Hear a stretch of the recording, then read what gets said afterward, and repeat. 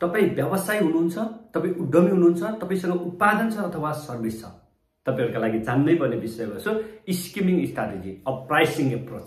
Hello साथीहरु, नमस्कार। 21 दिनको व्यावसायिक महाअभियान लर्निङ फर सक्सेस डे 12 मा तपाईहरु सम्पूर्णलाई हार्दिक स्वागत व्यक्त गर्न चाहन्छु। हामी लगातार 11 दिनसम्म व्यवसायका डिफ्रेन्ट व्यवसायका सूत्रहरुको बारेमा हामी छलफल गरिरहेका छौं र आज व्यवसायका लागि सबैभन्दा महत्त्वपूर्ण प्राइसिङ एप्रोचको बारेमा आज हामी डिस्कस गर्दै छौं। स्किमिङ जसलाई भनिन्छ स्किमिङ स्ट्र्याटेजी। तपाईले सुन्नु भएको छ होला व्यवसाय हो भने स्किमिङ स्ट्र्याटेजी हो। आज हामी यसको विषयमा डिस्कस गर्दै छौं। तपाईको व्यवसायलाई उन्नतितर्फ अगाडि बढाउनका लागि, प्रगतिको बाटोमा अगाडि बढाउनका लागि तपाईको प्राइसिङ एप्रोच अथवा स्किमिङ स्ट्र्याटेजी सबैभन्दा महत्त्वपूर्ण विषयवस्तु हो। तपाईहरुको व्यवसाय र उद्यमशीलता, तपाई उत्पादन अथवा सर्भिसमा हुनुहुन्छ भने तपाई अझ फर्स्ट मुभर एडभान्टेज लिँदै तपाई आफ्नो व्यवसायलाई एकदमै फस्टाउन चाहनुहुन्छ भने स्किमिङ स्ट्र्याटेजी एकदमै यो प्राइसिङ एप्रोचको लागि महत्त्वपूर्ण विषय हो। तपाईको मूल्य श्रृंखलाको लागि हो, तपाईको मूल्य बिन्दुका लागि पनि यो महत्त्वपूर्ण विषय हो। तपाई एउटा प्रोडक्ट र सर्भिस उत्पादन गर्दै हुनुहुन्छ, तपाई उद्यमशीलताको एउटा जडमा हुनुहुन्छ भने तपाईका लागि यो महत्त्वपूर्ण विषय छ। कहिलेकाहीँ तपाईले कुनै एउटा व्यवसाय गर्दै हुनुहुन्छ, तपाई उद्यमशीलता एउटा उत्पादन अथवा सर्भिसमा हुनुहुन्छ भने कहिलेकाहीँ त्यो तपाईको कम्युनिटीका लागि, तपाईको कन्ज्युमरका लागि हैन, तपाईको सोसाइटीका लागि त्यो नयाँ हुन सक्छ हो।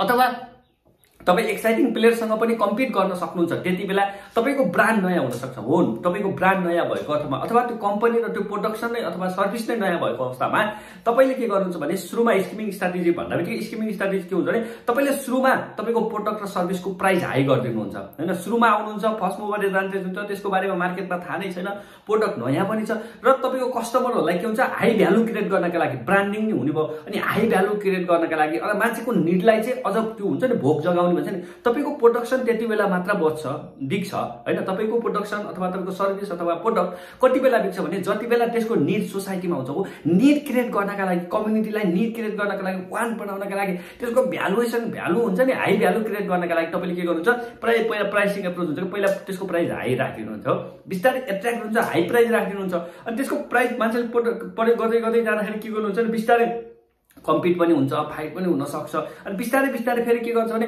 यो त अलिकति महँगो भयो भनेर मान्छेहरु अब चाहिँ कस्टमरहरु चाहिँ अब चाहिँ के भन्छ एक्सिस गर्न थालेको बेला जान थालेको फेरि त्यसले के हुन्छ तपाईले बिस्तारै ग्रेजुअली त्यसको चाहिँ प्राइसिङ लो गरेर सुरुमा हाई गर्नुहुन्छ हैन। बेनिफिट पनि हुन्छ, प्रॉफिटेबल पनि हुन्छ हैन, सुरुबाटै प्रॉफिटेबल हुन्छ अनि बिस्तारै ग्रेजुअली त्यसको रेटलाई चाहिँ कन्ज्युमरको नीडको अनुसार अथवा कन्ज्युमरलाई हेरेर तपाईले त्यो प्राइसिङलाई घटाउनुहुन्छ भने यसलाई भनिन्छ स्किमिङ स्ट्र्याटेजी। स्किमिङ स्ट्र्याटेजी भन्दाबित्तिकै तपाईको प्रोडक्ट अथवा सर्भिसलाई सुरुवाती फेजमा तपाईले हाई भ्यालु क्रिएट गर्नुहुन्छ, महँगो मूल्यमा बेच्नुहुन्छ।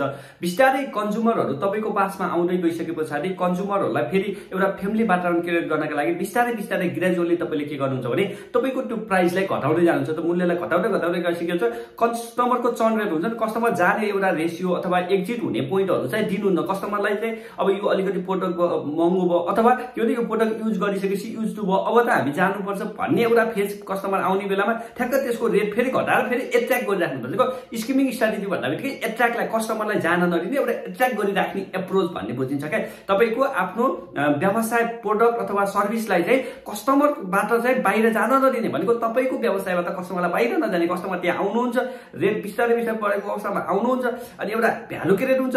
बिस्तारै अब कस्टमर जान थाल्यो भने फेरि रेट घटाउनुहुन्छ, फेरि कस्टमरलाई एट्र्याक्ट गर्नुहुन्छ रेगुलरली भनेको ग्रेजुअली त्यसलाई बिस्तारै घटाउन जाने, कम्पिटिसन बढ्दै जान्छ, अरू आउँदै सक्छन् त्यो फिल्डमा अनि बिस्तारै त्यसलाई घटाउँदै जाने। यो स्ट्र्याटेजीलाई भनिन्छ स्किमिङ स्ट्र्याटेजी भनिन्छ। यो प्राइस एउटा मूल्य श्रृंखला एउटा मूल्यलाई चाहिँ एउटा चाहिँ एप्रोच गर्ने, कसरी मूल्य चाहिँ निर्धारण गर्ने भन्ने प्रक्रिया चाहिँ हुन्छ। हामीले हिजो भनेको विषयवस्तुलाई के यसले छोको हुन्छ, यसलाई स्किमिङ प्राइसिङको स्किमिङ स्ट्र्याटेजी भनिन्छ।